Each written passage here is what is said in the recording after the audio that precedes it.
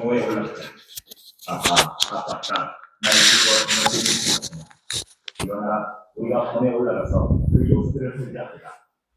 만물의 여호 앞에서 이와 같이 말한다. 너희는 나무를 베어서 예루살렘에 가여 몽치를 만든다. 이는 벌받을 소이다. 그 중에는 오직 코와 같은 것뿐이다. 뱀이 그물을 솟구치는 같이 그가 그 악을 풀어내니 폭력과 대치가 거기에서 들린다. 질병과 세상이 내 앞에 계속 흘린다. 예루살렘아, 너는 분개를 거려. 그리하지 아니하면 내 마음이 너를 싫어하고 너를 불쾌하게 하여 주인이 없는 땅으로 만든다. 네, 여기까지 보도록 하겠습니다. 제가 기도하고 수요 성경에 하나님께 올려드리겠습니다. 하나님 아버지, 은혜와 사랑을 감사드립니다. 오늘도 저희들을 사랑하시고 하나님의 귀한 말씀 앞에 하나님 겸손히 나아올 수 있도록 인도하시니 감사드립니다. 우리의 심령을 좀 새롭게 하시고 성령으로 조명하여 주셔서 하나님의 귀한 말씀, 생명의 말씀 온전히 깨달아 알 수 있도록 인도하시고 우리의 인생이 성경의 진리 가운데 든든히 세워지는 복된 역사 임하게 하여 주옵소서. 감사드리며 예수 그리스도 이름으로 기도드립니다. 아멘. 우리 찬송가 200장 우리 함께 가사를 생각하면서 찬양하도록 하겠습니다. 달고 묘한 그 말씀, 생명의 말씀은 귀한 그 말씀 진실로 생명의 말씀이 나의 길과 믿음 밝히 보여주니 아름답고 귀한 말씀 생명샘이로다. 아름답고 귀한 말씀 생명샘이로다. 귀한 주님의 말씀은 내 노래 되도다. 모든 사람을 살리는 생명의 말씀을 값도 없이 받아 생명길을 가니 아름답고 귀한 말씀 생명샘이로다. 아름답고 귀한 말씀 생명샘이로다. 널리 울리어 퍼지는 생명의 말씀은 마음의 용서와 평안을 골고루 주나니 다만 예수 말씀 듣고 복을 받네. 아름답고 귀한 말씀 생명샘이로다. 아름답고 귀한 말씀 생명샘이로다. 아멘.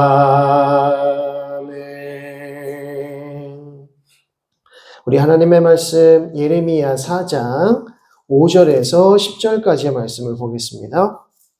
예레미야 4장 5절에서 10절까지의 말씀 우리 한 절씩 교독하여 읽겠습니다.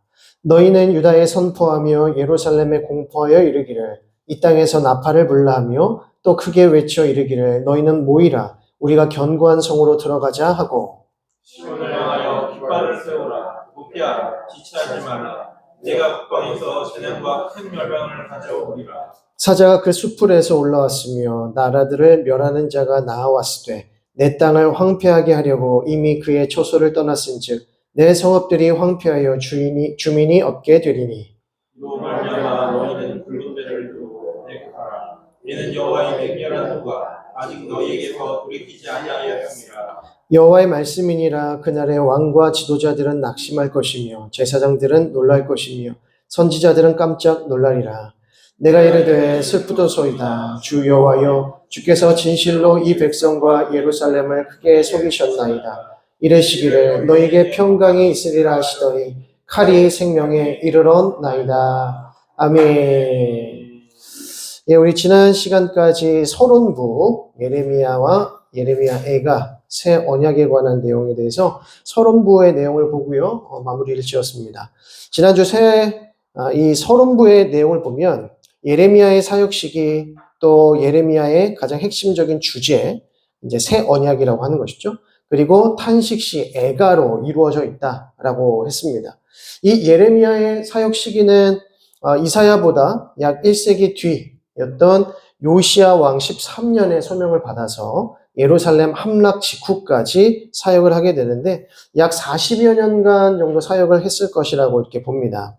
그래서 아수르가 망하고 신흥 강국인 바벨론이 일어나고요. 이 바벨론에 의해서 결국 예루살렘이 이제 무너지게 함락되게 됩니다.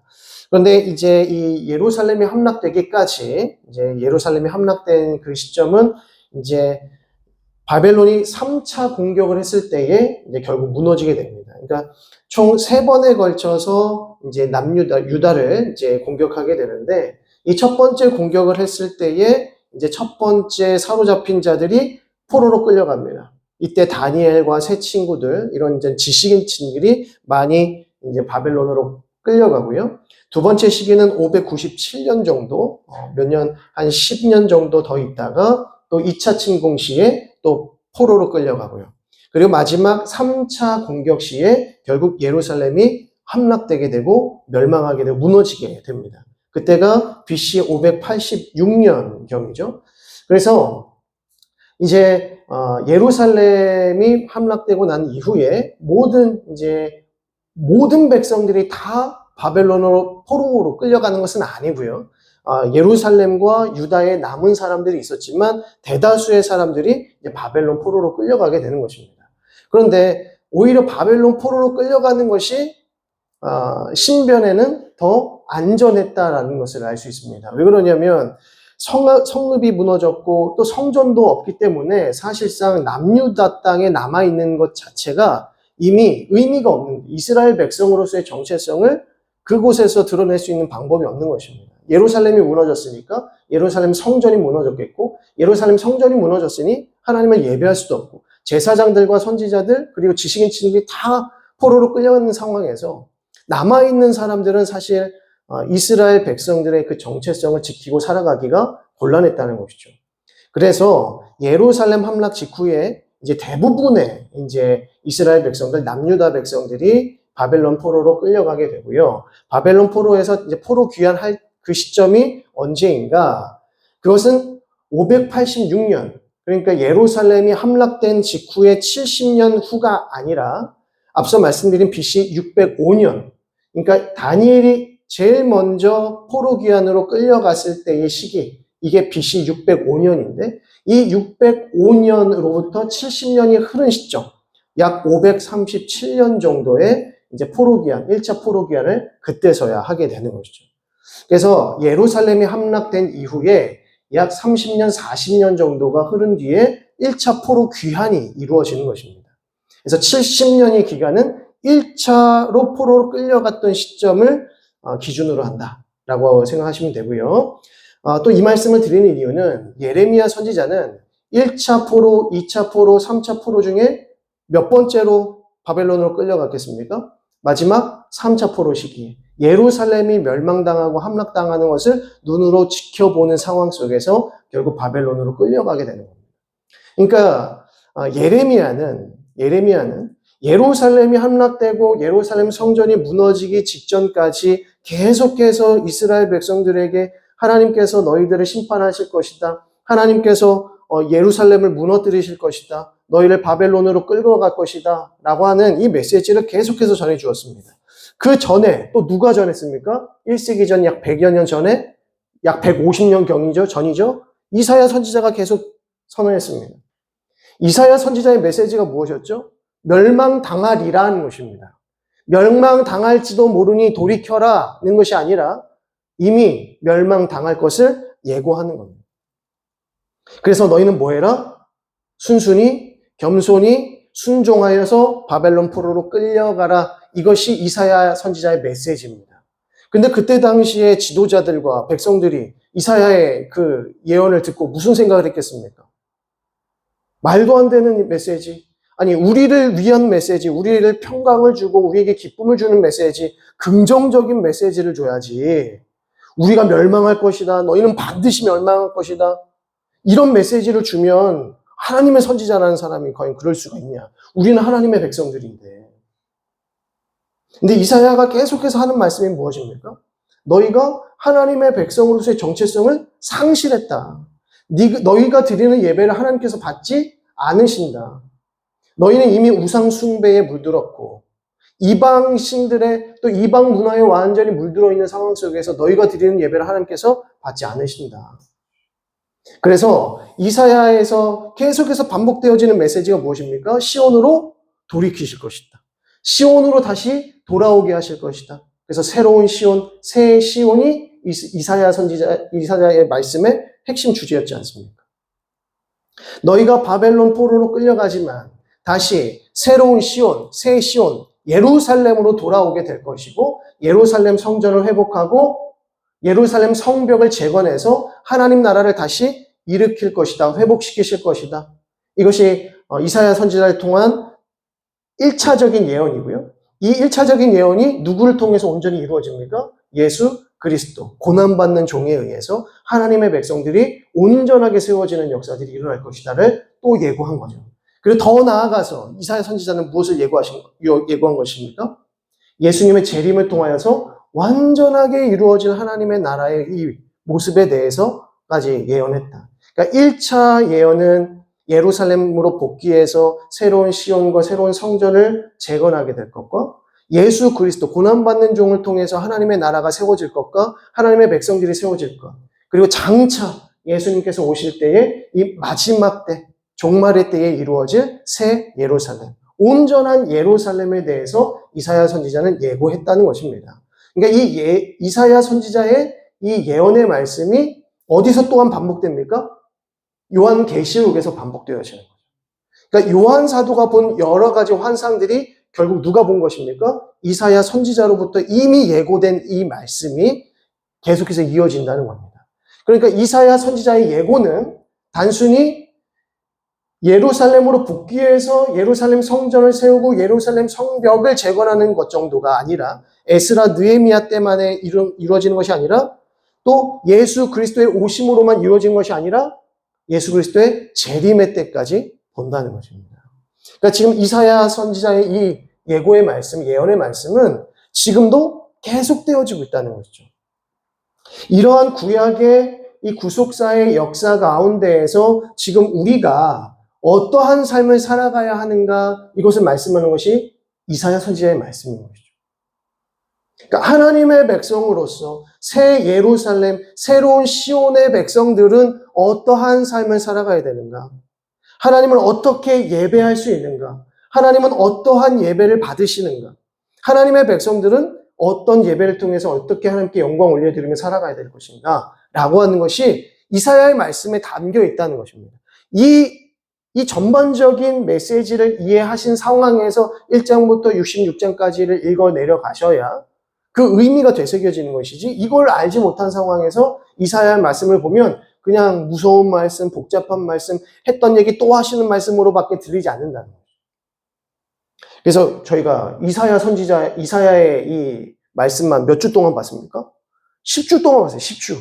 네, 저도 그렇게 될 줄 몰랐는데 너무 중요한 말씀, 주옥 같은 말씀, 너무나도 이 메시아 예언에 대한 중요한 말씀들이 들어있었기 때문에 이게 설명을 해드릴 수밖에 없네요. 자, 오늘 예레미야의 말씀도 이런 측면에서 이사야가 150년 전부터 계속해서 남유다 백성들, 이스라엘 백성들, 북이스라엘 백성들까지 포함한 모든 그 대상들을 바라보면서 너희가 멸망당할 것이고 회복될 것이다라는 메시지를 계속해서 주지 않습니까? 예레미야 선지자 때에는 이사야 선지자의 이 말씀이 거의 다 성취될 즈음이 된 겁니다. 그럼에도 여전히 30년, 40년의 시간이 더 필요하겠지만 이때는 더 심각했겠죠. 이 예루살렘과 그리고 이 유다 땅에 살아가는 이스라엘 백성들의 이 삶의 모습은 더 엉망이었을 것입니다. 이사야 선지자 때보다 더 엉망이 되어갈 것이에요. 왜 그렇습니까? 이사야 선지자가 그렇게 예고하고 회개해라, 돌이키라, 참회하라 얘기했는데도 변화가 됩니까? 안 됩니까? 변화되지 않더라는 겁니다. 그러니까 이제 예레미야 때에도 오히려 더 심각한 영적 상태를 바라보면서 예레미야가 계속해서 뭐합니까? 탄식하는 거죠. 애가를 부르는 겁니다. 하나님의 말씀을 내가 선포하고 대언하지만 그것이 예레미야의 마음에는 너무나도 큰 상처가 되고 너무나도 큰 아픔이 되고 너무나도 큰 슬픔이 되더라는 겁니다. 왜? 이제 얼마 남지 않았기 때문에. 이 얼마 남지 않은 상황 속에서 예레미야는 예레미야의 해야 할 일들을 하는 것입니다. 너무나도 슬픈 일들이지만 또 이 이스라엘 백성들은 여전히 예레미야의 말을 듣지 않겠지만 깨닫지 못하겠지만 예레미야는 하나님의 말씀을 대언하더라는 겁니다. 특별히 이 예레미야의 메시지의 핵심 메시지가 무엇입니까? 새 언약이다라는 겁니다.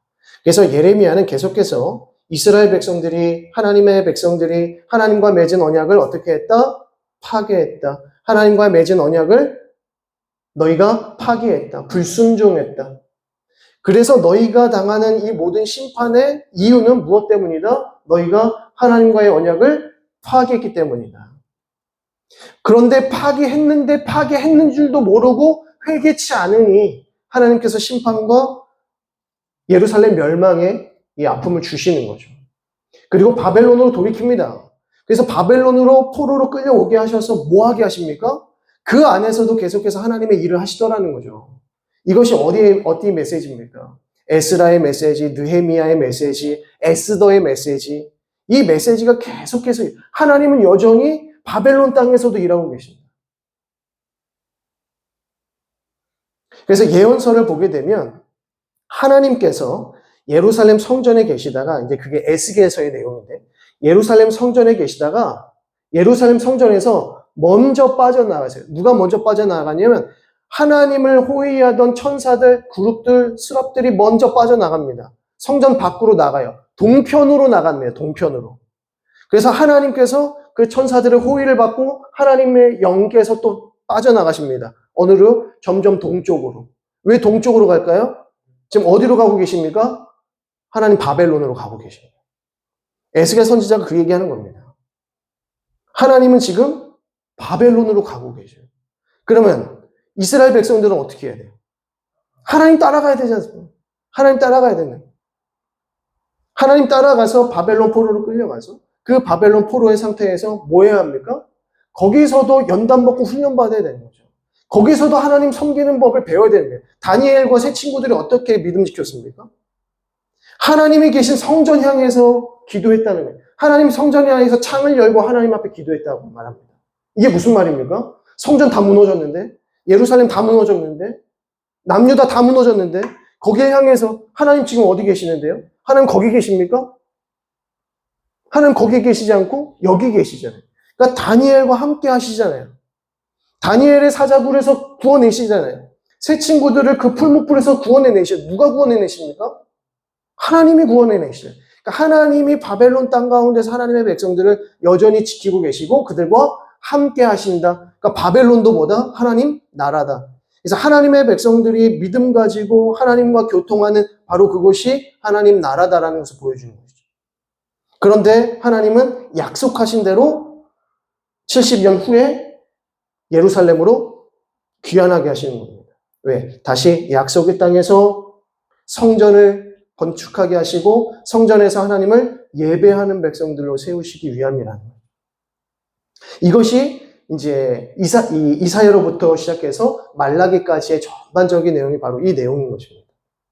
그러면 그런 의미에서 새 언약이라고 하는 것은 예레미야가 너희가 포로로 끌려갈 수밖에 없었던 그 이유는 너희가 새 언약을 파괴했기 때문이다.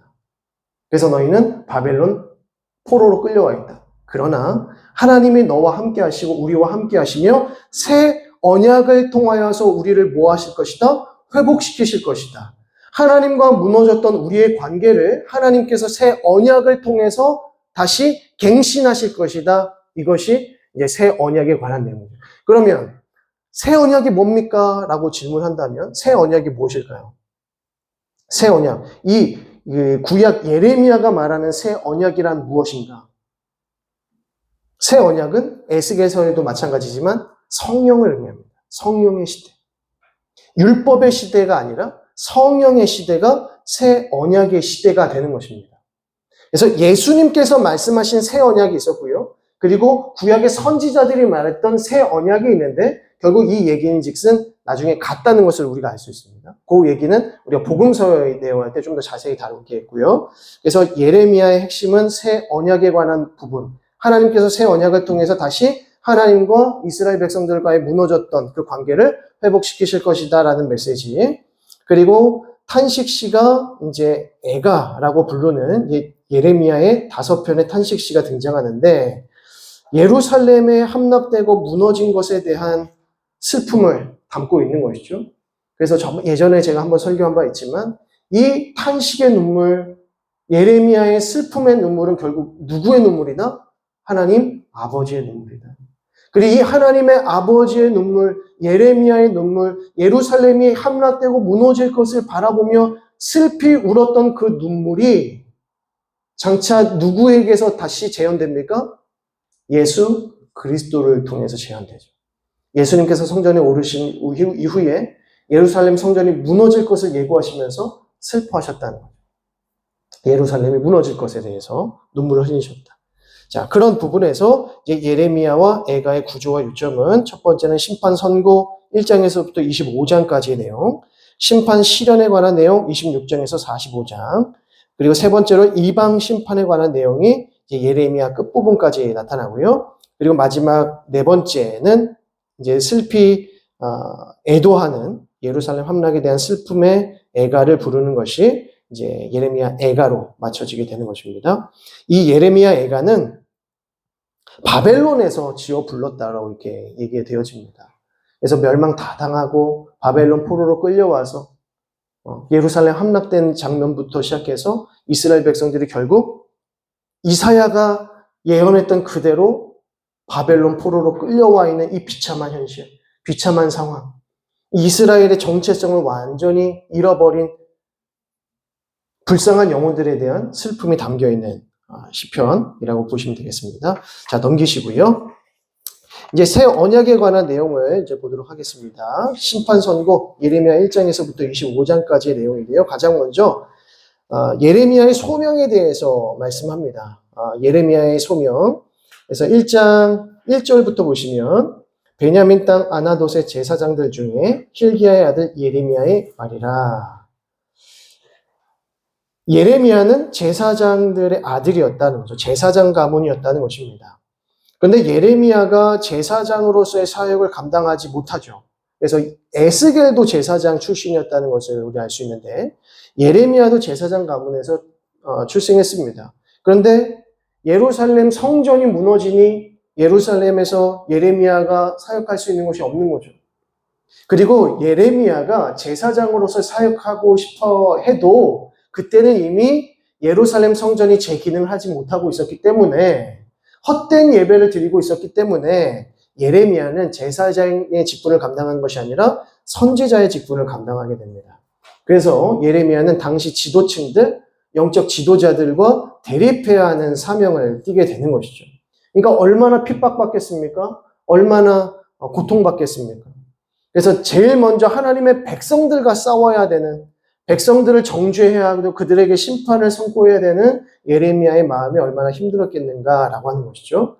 자, 그러면서 이제 5절의 말씀 보시면 내가 너를 모태에 짓기 전에 너를 알았고 내가 배에서 나오기 전에 너를 성별하였고 너를 여러 나라의 선지자로 세워놓으라 하시기로 내가 이르되 슬프도소이다 주 여호와여 보소서 나는 아이라 말할 줄을 알지 못하나이다 하니 말할 줄 모르는 어린 아이 정도는 아니고요. 이때 당시는 이제 청소년 만 20세가 되기 직전의 나이였다라고 보여집니다. 그래서 나는 아이다, 어립니다 라고 하는 부분들에 대해서 계속 강조하면서 내가 어떻게 이스라엘 백성들 앞에, 영적 지도자들 앞에, 그리고 이스라엘 지도자들 앞에 설 수 있겠습니까? 저는 너무 어리지 않습니까? 라고 하지만 하나님께서 뭐라고 하십니까? 내가 너를 성별했다. 내가 이미 너를 택했다. 그래서 8절에 너는 그들 때문에 두려워하지 말라. 내가 너와 함께하여 너를 구원하리라. 나 여호와의 말이니라. 너를 보호하겠다는 말씀이시고요. 그리고 9절 마지막 9절의 하반절 보시면 보라. 내가 내 말을 내 입에 두어놓아. 내가 이미 너에게 할 말을 다 주었다라고 하는 것입니다. 10절에 보라 내가 오늘 너를 여러 나라와 여러 왕국 위에 세워 내가 그것을 뽑고 파괴하며 파멸하고 넘어뜨리며 건설하고 심게 하였느니라 하시니라. 이게 무슨 말일까요? 하나님께서 예레미야의 입술을 통하여서 하나님의 말씀을 대언하게 하실 때에 하나님의 말씀은 능력이 있어서 온전히 실현되어지는 것이죠. 그래서 예레미야에서의 말씀은 이방 나라의 심판까지도 다 말씀하고 있지 않습니까? 하나님을 섬기지 않고 모든 우상 숭배자들을 하나님께서 반드시 심판하리라는 것을 말씀하십니다. 그 첫 번째가 누구냐? 하나님의 백성들이죠. 하나님을 버린 우상 숭배의 삶을 살아버린 이스라엘 백성들, 유다 백성들에 대한 심판이 가장 첫 번째고요. 점점점 그것이 확장되어서 열방까지, 이방 나라들까지 그 심판이 확대되어진다는 것입니다. 그 시작이 예레미야의 입술을 통해서 나타난다라고 하는 것이 이제 1장에서부터 10장까지 내용이고요. 자, 그 증거로서 하나님께서 두 가지 환상을 주시는데 하나는 살구나무 환상이고요. 다른 하나는 끓는 가마 환상입니다. 11절 보시면 여호와의 말씀이 또 내게 임하니라 이르시되 예레미야야 내가 무엇을 보느냐 하시매 내가 대답하되 내가 살구나무 가지를 보나이다. 여호와께서 내게 이르시되 네가 잘 보았도다. 이는 내가 내 말을 지켜 그대로 이루려 함이라 하시니라 라고 하죠. 거의 이제 각주 1번을 보시게 되면 히브리어로 살구나무라는 말과 지킨다라는 말이 흡사하다, 비슷하다 이렇게 나오죠. 실제로 살구나무를 가리키는 히브리어 단어는 샤케드입니다. 샤케드라고 하고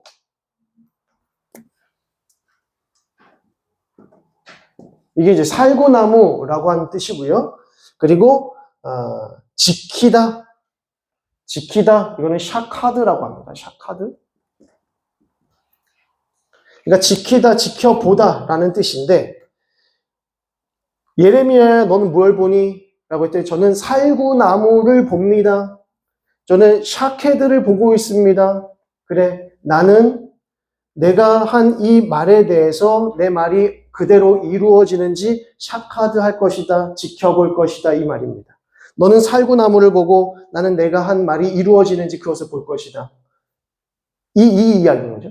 그러니까 살구나무를 보다라는 뜻은 하나님께서 하신 말씀을 반드시 이루실 것이다라고 하는 그림 언어를 통해서 예레미야에게 지금 말씀하시는 겁니다. 자, 13절을 보면 여호와의 말씀이 다시 내게 임하니라 이르시되 내가 무엇을 보느냐 대답하되 끓는 가마를 보나이다. 그 윗면이 북에서부터 기울어졌나이다 하니 여호와께서 내게 이르시되 재앙이 북방에서 일어나 이 땅의 모든 주민들에게 부어지리라. 끓는 가마가 이게 팔팔팔 끓는데 이게 어디서부터 부어집니까? 북쪽에서부터 이렇게 부어지더라는 겁니다. 북쪽은 누구를 가리킬까요? 아수르를 가리키기도 하겠지만 바벨론을 가리키겠죠. 바벨론이 끓는 가마와 같이 예루살렘 주민들, 유다 주민들을 심판할 것이다. 그들에게 이 끓는 심판이 부어질 것이다. 라고 하는 말씀입니다. 그래서 예레미야는 두 가지 환상을 통해서 하나님께서 어떻게 역사하시고 무슨 일을 행하실지를 미리 보게 되는 것이죠. 하나님은 반드시 하나님의 말씀을 이루실 것이다라는 것을 알았고요. 살구나무 가지 환상을 통해서 두 번째로는 바벨론을 통해서 멸망시키시겠구나라는 것을 알게 되는 겁니다. 자, 18절을 보면 보라 내가 오늘 너를 그 온 땅과 유다 왕들과 그 지도자들과 그 제사장들과 그 땅 백성 앞에 견고한 성읍 쇠기둥 노성벽이 되게 하였은지 그들이 너를 치나 너를 이기지 못하리니 이는 내가 너와 함께하여 너를 구원할 것임이니라 여호와의 말이니라. 마치 엘리야가 바알과 아세라를 섬겼던 북이스라엘 백성들을 그리고 그 백성들 앞에 담대하게 섰던 것처럼 하나님께서는 예레미야를 남유다 백성들 앞에서 지도자들 앞에서 왕들 앞에서 모든 백성들 앞에서 견고히 세울 것이다. 내가 너와 함께하여 너를 견고히 지킬 것이다. 라고 약속해 주시는 거죠. 그러니까 하나님께서는 하나님의 선지자들을 세우실 때마다 내가 너와 함께하리라는 약속을 하셔요. 모세를 부르실 때도 내가 너와 함께할 것이다. 아브라함을 부르실 때도 내가 너와 함께할 것이다. 야곱을 부르실 때도 내가 너와 함께할 것이다. 그리고 여호수아를 부르실 때도 내가 너와 함께할 것이다. 이사야를 부르실 때도 내가 너와 함께할 것이다. 내가 너와 함께 하신다라고 하는 것은 하나님께서 우리 가운데 함께 하신다라는 의미고요. 하나님께서 우리와 어떻게 함께 하실까요? 하나님은 우리와 어떻게 함께 하십니까? 하나님이 우리 안에 계시죠. 네, 하나님이 이제 우리 안에 계세요. 어디 있는지는 잘 모르겠는데 일단 우리 안에 계세요. 우리 어디쯤인가에 계시겠죠? 가슴에 계세요. 가슴에 있으실 것 같기도 하고, 히브리 사람들은 여기 이제 폐 쪽에 이렇게 요쪽 아래 이 허리 쪽에 있다고, 영혼이 거기에 깃든다고 믿었기 때문에요. 네, 그렇기도 하고. 그러니까 하나님이 우리 안에 계신다라고 하는 것은 결국 성령이 우리 안에 계신다라고 하는 의미인데, 그럼 성령, 하나님의 영이신 성령께서 우리 가운데 계신다라고 하는 것은 결국 무엇을 의미하는가? 하나님의 말씀이 우리 안에 계신다. 그러니까 하나님의 말씀이 우리 안에 거하여서 하나님의 말씀이 사모되어지고 하나님의 말씀이 깨달아지고 하나님의 말씀을 순종하고자 하고 하나님의 말씀에 내가 거역하고는 불순종할 때마다 우리의 양심이 심한 가책을 느끼고 고통을 당하고 탄식하고 슬픔의 눈물이 나는 것. 이것이 뭡니까? 하나님이 우리와 함께 하시는 겁니다. 성령이 우리와 함께 하시는 겁니다. 성령께서 우리 안에서 가장 강렬하게 하시는 것이 무엇이냐면 말씀을 사랑하게 하시는 겁니다. 우리가 말씀을 사랑한다는 것은 누구를 사랑하는 겁니까? 하나님을 사랑하는 거죠. 하나님은 말씀하시는 하나님이시고 예수님은 말씀이시고 성령께서는 말씀을 통해 능력을 베푸시는 분이십니다.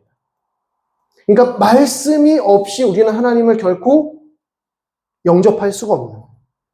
하나님이 나와 함께 계세요. 하나님이 우리 마음에 계세요. 뭐 가슴에 계시기도 하고 뭐 배에 계실 수도 있죠. 어디에 계시든지 우리 뇌 속에 계시든지 하나님이 우리와 함께 하신다는 것은 하나님의 말씀이 우리 가운데 거한다는 겁니다. 내가 하나님의 말씀을 알고 하나님의 말씀을 사랑하고 내가 하나님의 말씀을 어떻게든지 순종하고자 노력하고 그리고 그 말씀에 내가 좌로나 우로나 치우칠 때마다 다시 한번 나의 죄를 회개하게 하시고 참회하게 하시고 다시 돌이키셔서 말씀 가운데 살아가게 하시는 것, 이것이 무엇입니까? 성령 충만의 은혜, 성령 충만의 삶이라는 것입니다. 하나님은 이렇게 우리와 함께 하시는 겁니다. 하나님께서 예레미야, 내가 너와 함께 할 것이다, 내가 너를 구원할 것이다 라고 하신 것은 예레미야가 그 말씀에 사로잡혔다는 겁니다. 하나님 말씀에 사로잡혀서 이제 확신이 드는 거예요. 하나님이 일하시는구나. 하나님께서 나를 통해서 역사하시는구나. 그래서 예레미야가 더 진실하게 하나님의 마음을 알 수가 있었던 겁니다. 그래서 하나님의 마음을 가지고 눈물을 흘릴 수 있었고, 슬퍼할 수 있었고, 탄식할 수 있었다는 거죠. 그러니까 하나님의 마음으로 대변하고 있다라고 하는 것이고요. 자, 2장으로 넘어가게 되시면, 이제 배역한 백성의 모습이 어떠했는지를 보여주는데, 2장 1절에서부터 4장 4절까지의 내용이 이제 배역한 백성에 대한 내용입니다. 사실은 이 배역한 백성의 모습에 대해서는 계속해서 반복해서 등장을 하는데 이 1장에서 10장의 내용에서는 이 부분이 좀 중점적으로 백성들의 실제 모습이 어떠했는지를 보여주는 것입니다. 자, 그런 부분에서 2절 보겠습니다. 가서 예루살렘의 귀에 외칠지니라. 여호와께서 이와 같이 말씀하시기를 내가 너를 위하여 내 청년의 때의 인애와 내 신혼 때의 사랑을 기억하노니 곧 씨 뿌리지 못하는 땅 그 광야에서 나를 따랐음이니라. 지금 하나님께서 언제부터 기억하시는가? 라고 했을 때 출애굽 시대 때부터 하나님께서 그들을 어떻게 사랑하셨고 어떻게 구원하셨고 얼마나 놀라운 일을 행하셨는지를 보여주시는 겁니다. 내가 너희들에게 첫 구원의 역사를 일으켰던 그 상황을 보여주시는 거죠. 그래서 4절부터도 쭉 보시게 되면 6절에 그들이 우리를 애굽 땅에서 인도하여 내시고 광야 곧 사막과 구덩이 땅 건조하고 사망의 그늘진 땅 사람이 그곳으로 다니지 아니하고 그곳에 사람이 거주하지 아니하는 땅을 우리가 통과하게 하시던 여호와께서 어디 계시냐 하고 말하지 아니하였도다. 하나님께서는 놀라운 구원의 일을 행하시고 출애굽을 시키셔서 이스라엘 백성들을 사막을 거닐게 하시지만 하나님께서 그들을 보호하시지 않습니다. 결국 약속의 땅까지 인도하셨어요. 이것이 하나님의 구원의 역사였습니다. 그런데 이 사람들이 뭐라고 하는 것입니까? 하나님이 어디 계시냐? 우리를 구원하셨던 그 하나님 지금 어디에 계시느냐? 지금 이제 바벨론이 코앞으로 와 있고 아수르에 의해서 북이스라엘은 이미 망하였는데 우리의 하나님은 어디 계시냐? 우리를 구원하신 하나님은 어디 계시냐? 라고 말하더라는 거죠. 7절에 내가 너희를 기름진 땅에 인도하여 그것의 열매와 그것의 아름다운 것을 먹게 하였거늘 너희가 이리로 들어와서는 내 땅을 더럽히고 내 기업을 역겨운 것으로 만들었으며 약속의 땅에 들어와서 너희가 행한 것이 무엇이냐? 하나님을 참되게 예배한 것이냐? 하나님의 이름을 더럽혔다. 모독했다는 것. 이것이 배역한 이스라엘 백성들의 모습이었다라고 하는 것이죠. 그리고 8절 하반절을 보시게 되면 그냥 8절 보겠습니다. 제사장들은 여호와께서 어디 계시냐 말하지 아니하였으며 율법을 다루는 자들은 나를 알지 못하며 관리들도 나에게 반역하며 선지자들은 바알의 이름으로 예언하고 무익한 것들을 따라내니라. 8절 말씀 무엇입니까? 영적 지도자들마저도 하나님을 섬기지 아니하고 헛된 것들을 섬기며 살았다는 거죠. 영적 지도자들부터 이렇게 되니 하나님의 백성들, 이스라엘 백성들이 어떻게 살아갈 수 있었겠습니까? 말씀의 사역자들이 벌써 다른 길로 가고 있는데 좌로나 우로나 완전히 치우쳐서 가고 있는데 이스라엘 백성들이 그 어린 양떼들이 어떻게 바른 길로 갈 수 있었겠습니까? 어떻게 생명의 길로 갈 수 있습니까? 그럴 수 없다는 것이죠. 자, 11절 보겠습니다. 어느 나라가 그들의 신들을 신 아닌 것과 바꾼 일이 있느냐? 그러나 나의 백성은 그의 영광을 무익한 것과 바꾸었도다. 이스라엘 백성들이 얼마나 배역한 삶을 살았는지 보여주는 것이죠. 헛된 것들과 하나님을 바꾸었다는 것입니다. 13절에 내 백성이 두 가지 악을 행하였나니 곧 그들이 생수의 근원되는 나를 버린 것과 스스로 웅덩이를 판 것인데 그것은 그 물을 가두지 못할 터진 웅덩이들이. 여기서 터진 웅덩이는 무엇입니까? 생수를 닮을 수 없는 웅덩이. 이게 뭡니까? 우상숭배죠. 우상숭배는 생수를 담을 수가 없대요. 생수를 담을 수가 없으니까 생수를 마실 수가 없겠죠. 그러니까 생명을 얻을 수가 없다는 것입니다. 너희가 헛된 곳에 가서 생수를 얻고자 하는구나. 하나님 아버지의 말씀 앞에, 하나님 앞에 나아가서 생수, 생명의 그 생수를 구해야 할 자들이 터진 웅덩이에 가서 생수를 구하고 있으니 이것이 얼마나 가련한 일이냐, 애처로운 일이냐라고 하는 것이죠. 그러니까 이러한 백성들의 모습이 유다 백성들의 모습이었다는 것입니다. 이제 거기에 이제 19절의 말씀 보시면 내 악이 너를 징계하겠고 내 반역이 너를 책망할 것이다. 그런즉 내 하나님 여호와를 버림과 내 속에 나를 경외함이 없는 것이 악이요 고통인 줄 알라. 주 만군의 여호와의 말씀이니라 라고 합니다. 결국 이 이스라엘 백성들이 심판을 받게 되는 그 이유는 무엇입니까? 하나님을 배역했기 때문이죠. 이것이 심판의 이유라는 것입니다. 심판의 이유는 하나님께서 그들을 구원하시지 않았기 때문이 아닙니다. 하나님의 손이 짧아서도 아닙니다. 하나님이 그들을 사랑하지 않아서가 아닙니다. 그들이 하나님을 버렸기 때문에. 그들이 하나님의 말씀을 버렸기 때문이다. 라고 하는 것이죠. 이것이 그들이 심판을 받을 수밖에 없는 이유가 되고 있습니다. 자, 그리고 3장으로 넘어가시면 3장 1절을 보시면 그들이 말하기를 가령 사람이 그의 아내를 버림으로 그가 그에게서 떠나 타인의 아내가 된다 하자. 남편이 그를 다시 받겠느냐? 그리하면 그 땅이 크게 더러워지지 아니하겠느냐 하느니라. 내가 많은 무리와 행음하고서도 내게로 돌아오려느냐? 여호와의 말씀이니라. 그리고 2절에 내 눈을 들어 헐벗은 산을 보라. 내가 행음하지 아니한 곳이 어디 있느냐? 내가 길가에 앉아 사람들을 기다린 것이 광야에 있는 아라바 사람 같아서 음란과 행악으로 이 땅을 더럽혔도다. 마치 창기였던 고멜과 같은 삶을 살고 있다는 것입니다. 마치 너희의 삶이 우상 숭배의 삶이 영적 간음과 영적 음란의 삶이라는 것이죠. 내 진실한 남편을 버리고 너의 진실한 사랑의 대상을 버리고 헛된 것에 가서 음란하게 살고 있으니 헛된 것을 섬기고 있으니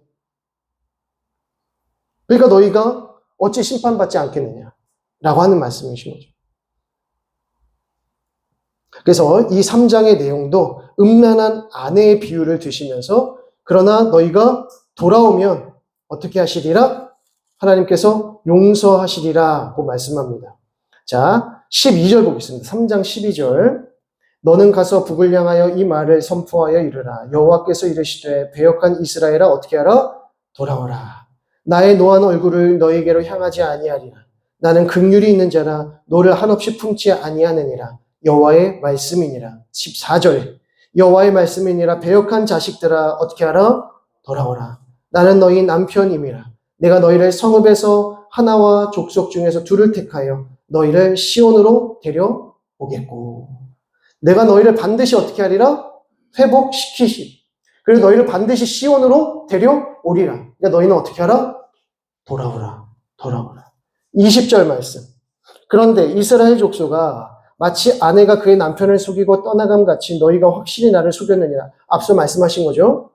근데 22절에 배역한 자식들아 돌아오라. 내가 너희의 배역함을 고치리라 하시니라.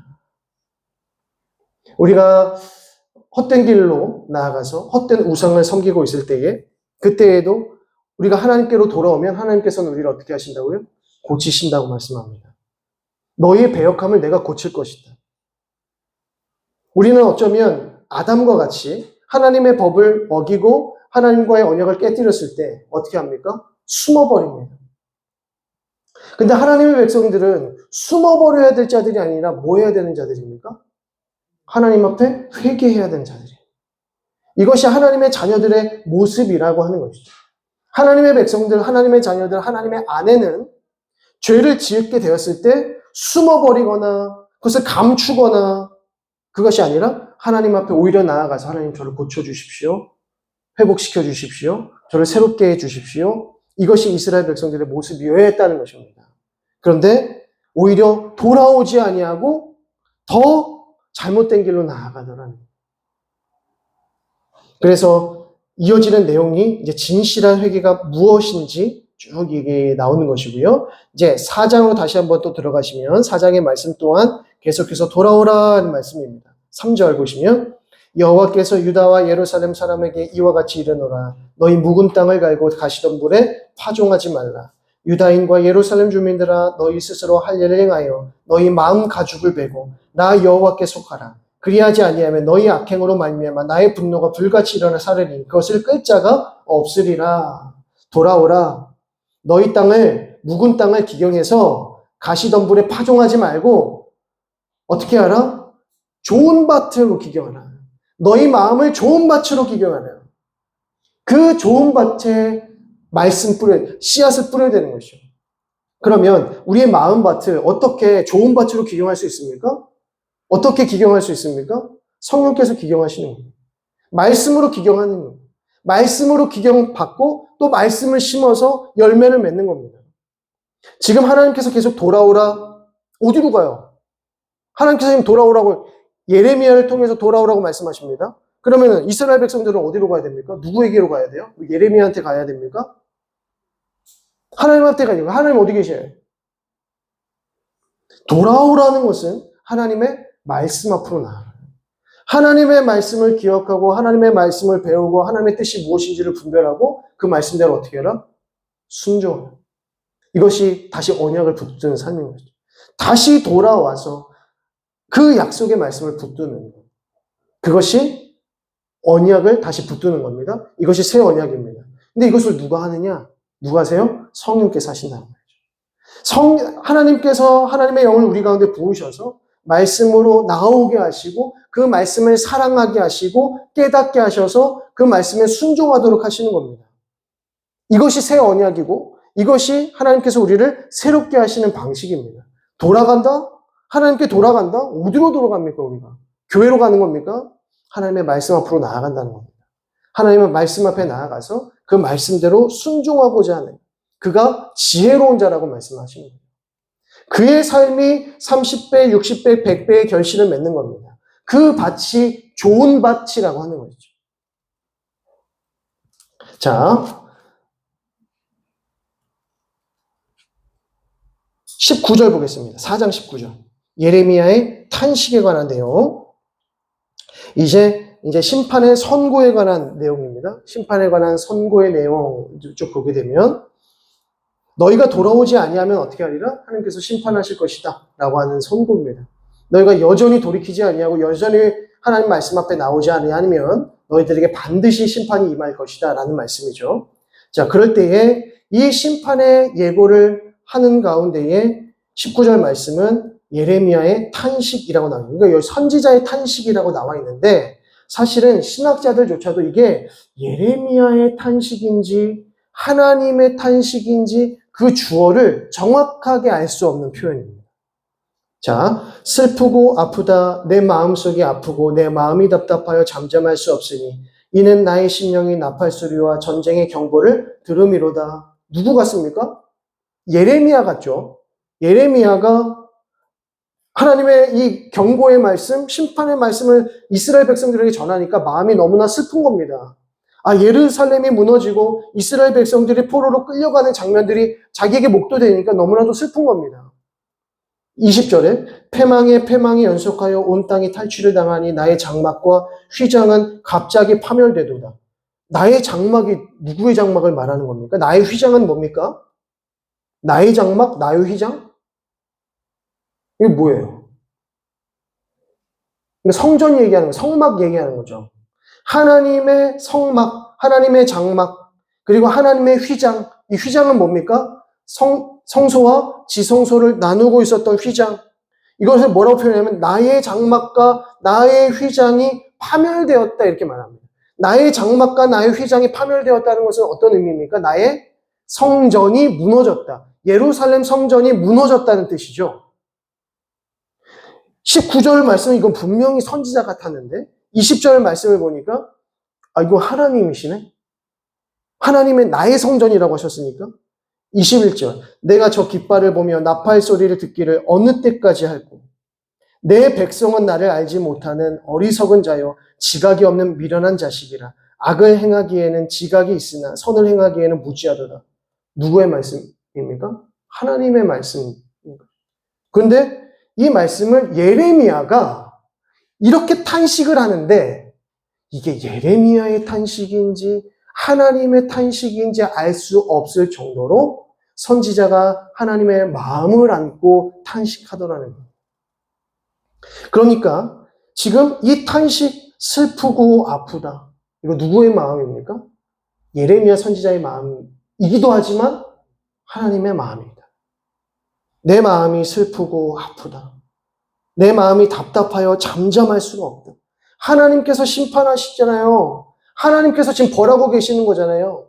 벌하시지 않으시면 되잖아요. 심판하시지 않으시면 되잖아요. 다른 방법으로 구원하실 수 있잖아요. 근데 그 방법을 사용하시지 않습니다. 하나님은 다른 방법으로 하나님의 백성들을 구원하시지 않아요. 하나님은 다른 방법으로 하나님의 백성들을 심판하시지 않습니다. 하나님께서 정하신 뜻대로 하나님의 방식대로 심판하시고 구원하시는 겁니다. 하나님께서는 작정하셨습니다. 무엇을 작정하십니까? 이스라엘 백성들을 심판하리라. 누구를 통해서? 바벨론의 손을 통해서 그들을 심판하리라. 작정하신 겁니다. 근데 이 작정이 있기까지 제가 그 창세기에서도 계속 말씀을 드렸는데 이게 하나님의 심판은 언제 심판이 이루어집니까? 꽉 찼을 때. 그죠? 이거를 뭐라고 하죠? 관영이라고 있습니다. 관영할 때. 죄가 관영했다. 이 땅 가운데 죄가 관영했으니 하나님의 심판. 그러니까 하나님의 분노의 잔이 꽉 찬 겁니다. 꽉 찼으니까 이제는 뭐만 하면 돼요? 물이 이제 넘치면 심판이 오는 겁니다. 이 상황이 되기까지 하나님께서 심판을 미루시고 예보하시다가 결국에는 심판하시는 거죠. 이렇게 해서 심판받은 자들이 누굽니까? 홍수 심판, 소돔과 고모라 심판, 이게 다 관영한 심판 아닙니까? 이렇게 해서 심판을 당하네. 그래서 북이스라엘 백성들도 결국 이렇게 해서 심판당하고요. 지금 남유다도 그렇게 해서 심판받아요. 그러니까 심판은 다 죄가 관영할 때의 거고요. 그리고 가나안 7 거민들이 왜 심판당하게 됐습니까? 왜 이스라엘 백성들이 그 땅에 쳐들어오는데 무력으로 쳐들어오는데 그거를 방어하지 못하고 다 빼앗겼습니까? 하나님은 왜 무력을 통해서 약속의 땅을 주시는 겁니까? 그게 뭐죠? 심판인 겁니다. 하나님께서는 이 7거민들, 약속의 땅 가운데 있는 7거민들이 모든 우상 숭배의 본거지였고 모든 우상 숭배자들이 가득했던 곳이었기 때문에 하나님께서 이스라엘 백성들이 그 곳 가운데 가면 그들과 뭐 하지 마라? 통혼하지 말고 교류하지 말라. 그들과 아무것도 언약도 맺지 말라라고 했어요. 왜냐하면 그들과 교류하고 통혼하기 시작하면 언약을 맺기 시작하면 우상 숭배하게 되니까. 그래서 그들과 절대 통혼하지 말라. 쫓아내거나 진멸하라고 하셨어요. 진멸의 대상이었습니다. 그래서 하나님께서는 이스라엘 백성들 여호수아의 군대를 통하여서 이 7거민들을 다 내어 쫓으시고 진멸하기를 원하셨던 거죠. 그런데 이 12지파 이 이스라엘 백성들이 다 진멸하지도 못하고 다 쫓아내지도 못해요. 왜 쫓아내지 못했습니까? 종 삼으려고.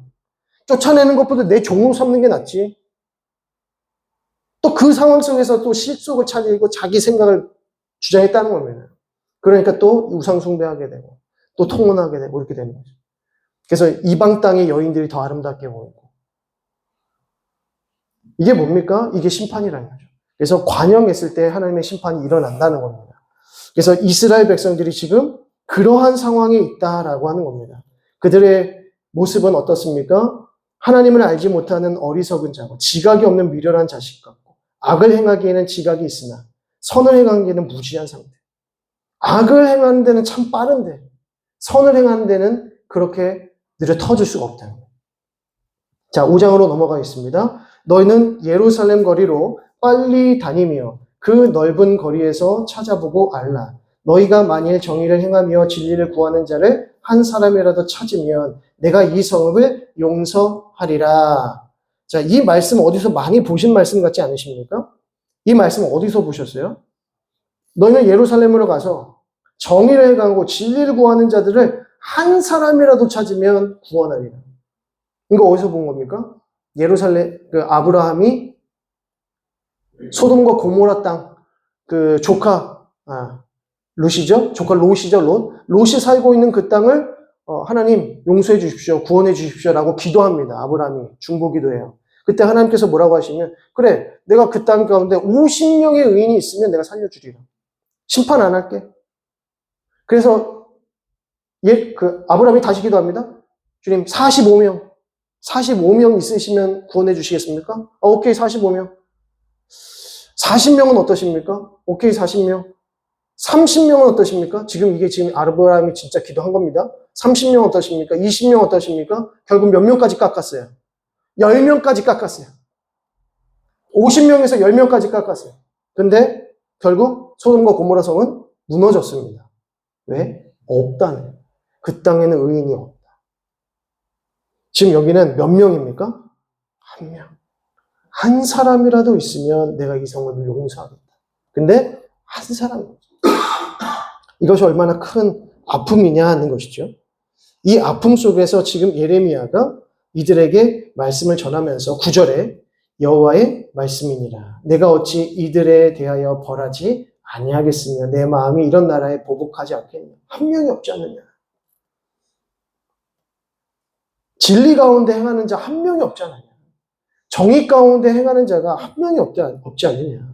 어찌 내가 이런 나라를 보복하지 않을 수 있겠느냐.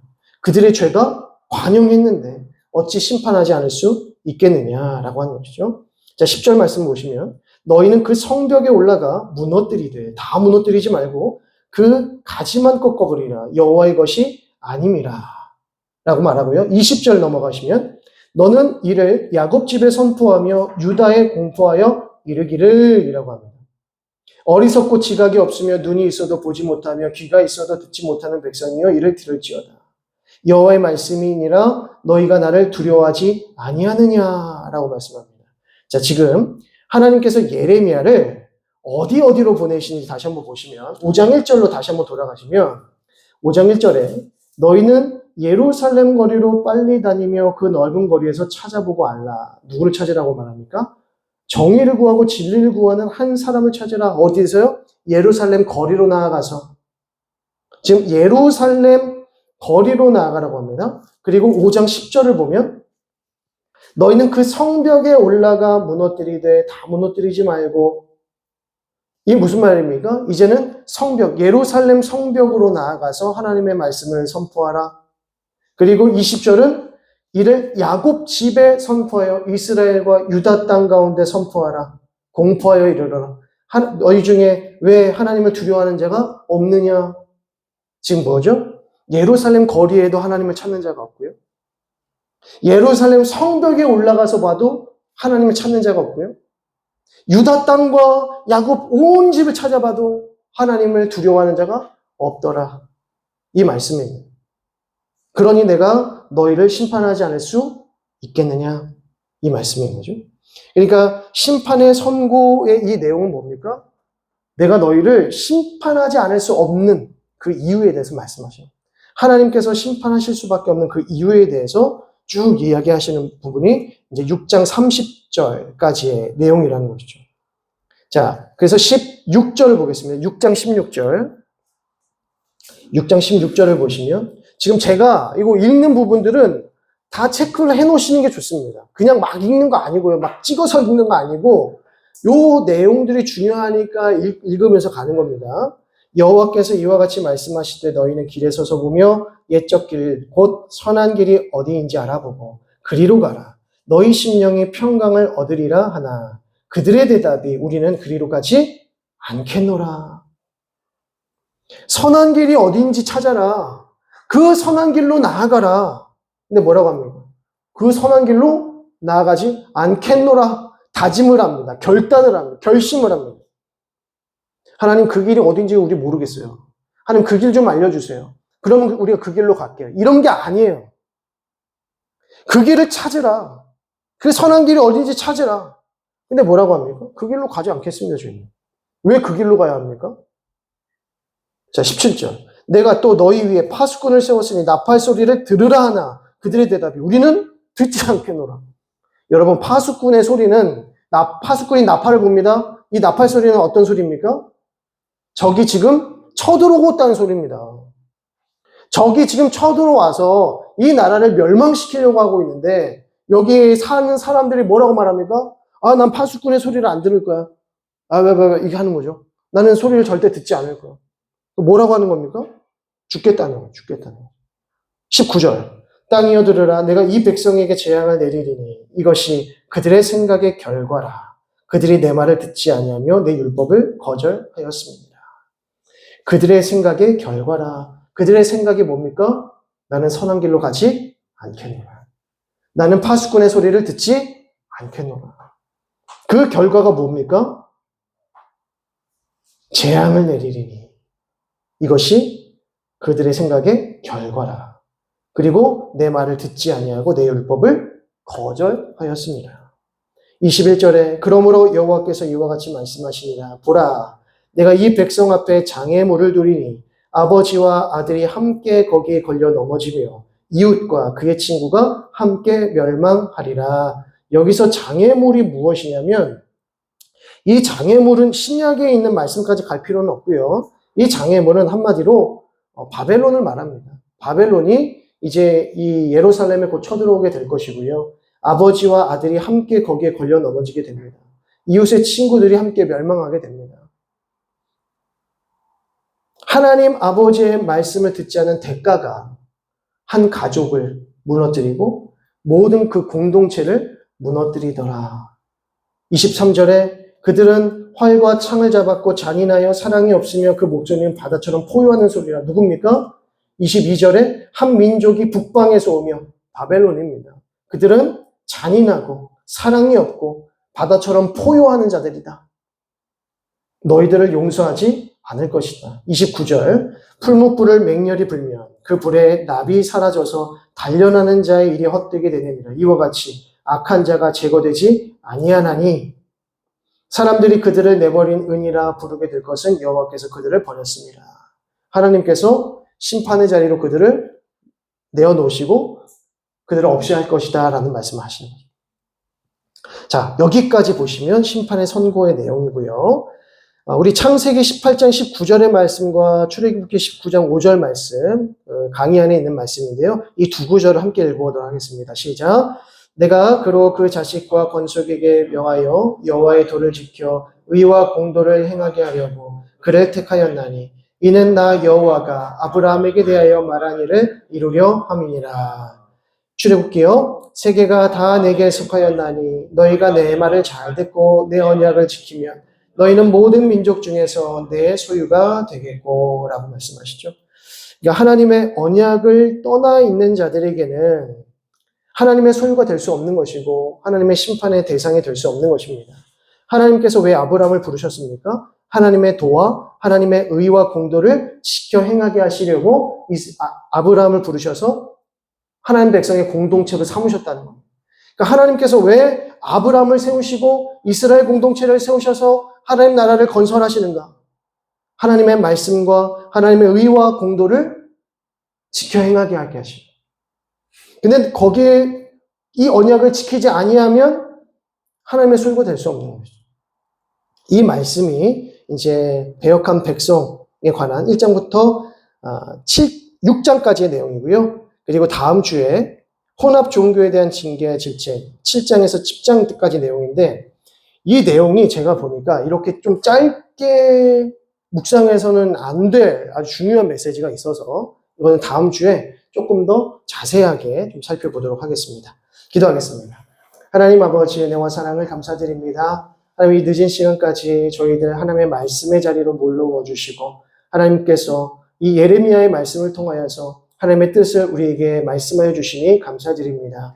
하나님, 우리가 하나님을 잘 섬길 수 있도록 인도하여 주시되 하나님의 말씀 앞에 머리를 조아리게 하시고 하나님의 말씀을 사랑하게 하시고 하나님의 말씀을 순종하여서 하나님의 참된 백성들을 살아가기에 조금 더 부족함이 없도록 인도하여 주옵소서. 하나님 우리 모두를 새 언약의 일꾼으로 삼으시고 새 언약의 백성으로 삼아 주셨사오니 성령을 통하여서 하나님과 늘 교제하며 교통하며 하나님과 동행할 수 있도록 인도하여 주시어서 우리의 삶이 날마다 하나님 나라의 삶이 되어질 수 있도록 인도하여 주옵소서. 믿고 감사드리며 예수 그리스도의 이름으로 기도드립니다. 아멘. 하늘에 계신 우리 아버지여 이름이 거룩히 여김을 받으시오며 나라의 임하옵시며 뜻이 하늘에서 이룬 것 같이 땅에서도 이루어지이다.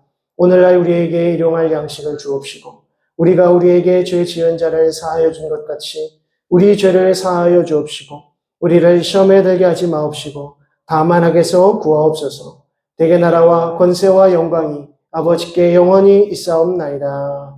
아멘. 우리 옆에 분들에게 수고하셨습니다. 감사합니다. 인사하시겠습니다.